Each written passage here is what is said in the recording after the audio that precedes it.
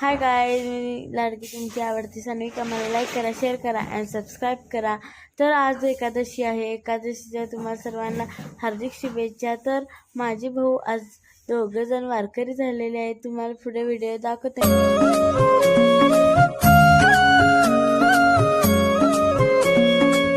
देवा तुझ्याच साठी उघडून दार, वाट पाहून झाली फार.